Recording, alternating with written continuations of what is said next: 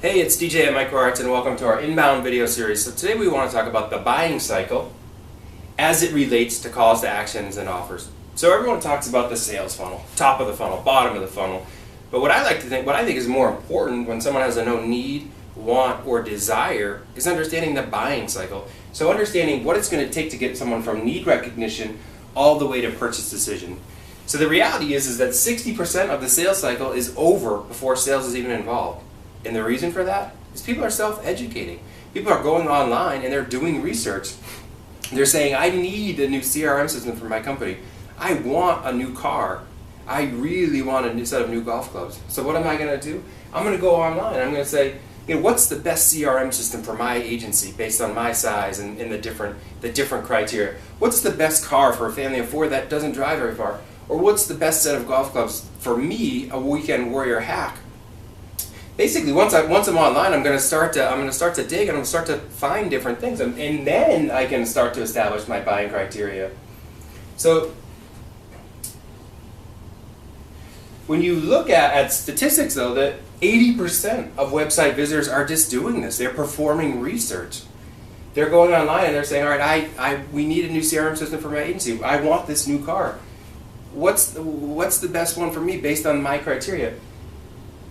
But I guarantee you that if you go to any B2B website, pick 5. You're going to see the same 3 calls to action front and center right on their website. Request a demo, contact sales, or start a free trial.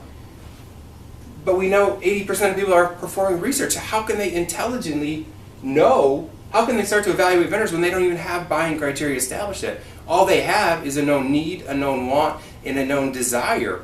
And yeah, they might have some little things that they know, but they're just there to perform research. They're looking out there and say, okay, what's the best CRM system? The reality is there's probably 5,000 different CRM systems. So are they just going to pick the first one they land on and say, yep, let's call sales, let's get this started? No. What they need to do is they need to start to say, okay, based on all of these different options out there, in my criteria, in my scenario, what's going to be the best one for me? And only then can they start to intelligently evaluate vendors. So the way to think about this is if we know people are performing research, right, why not put smart calls to action and smart offers front and center instead of the request demo, instead of contact sales, instead of start a free trial? Yes, those are important as people move through the buying cycle, but the priority of information is flip-flopped.